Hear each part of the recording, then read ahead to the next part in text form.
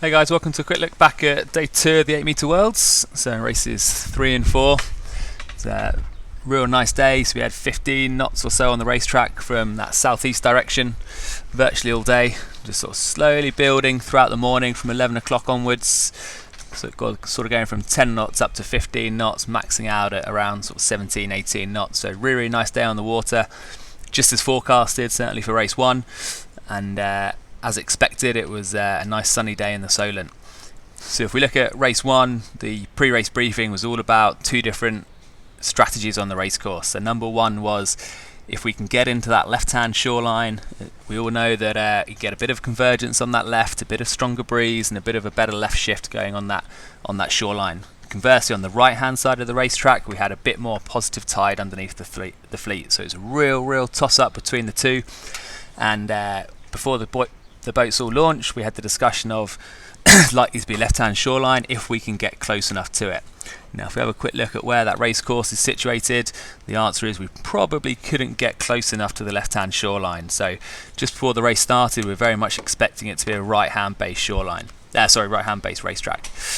And when you look at the start and how the leading boats developed, it was exactly that. So there's a little bit of starboard hand bias in the line. And you can see Akeem, the Swiss boat there, right at that starboard end. Miss You, another one of the moderns, really quick, had a good race. They also came out of that sort of middle to middle committee boat end of the start line. So the boats got off to a pretty good start. Conquistador was a little bit far back off the line and a bit too close down to that left-hand end.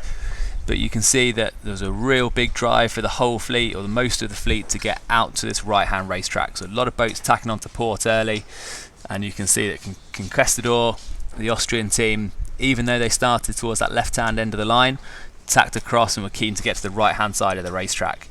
So the joy of hindsight is all about looking at these boats' starting strategy and what they're trying to get from the start. So if we were looking to go right-hand side, like it looks like the teams were, then we're probably looking to get off that right-hand side of the start line.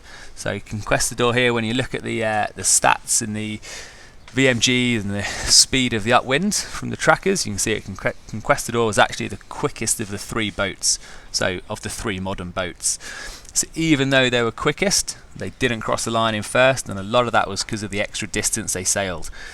So not only did they have to sail the extra distance they lost on the line bias, but they then had to sail all the way back up the line essentially just to get to the point of which Akeem came off and tacked onto port.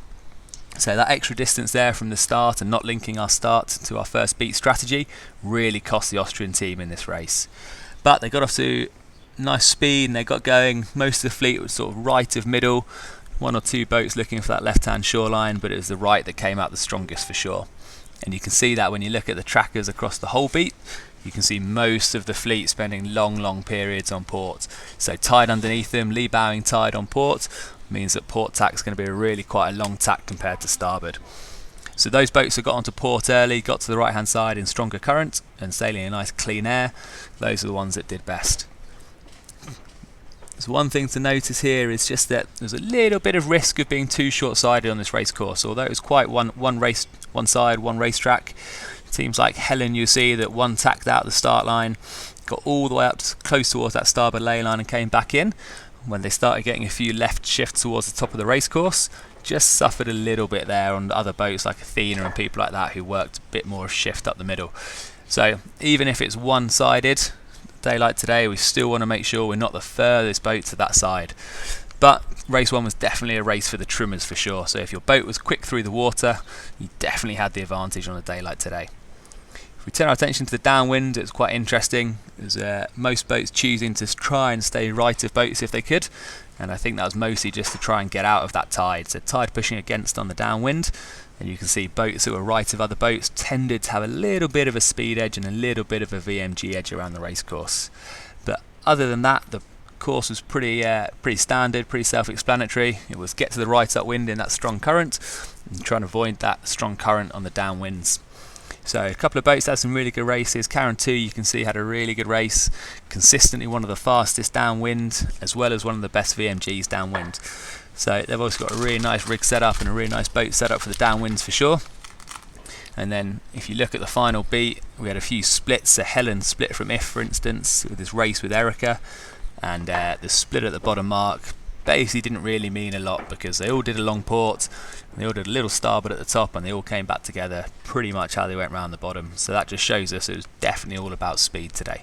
So race 3, race 1 on the day, wasn't much happening other than just be quick, be in the tide upwind and be out the tide downwind.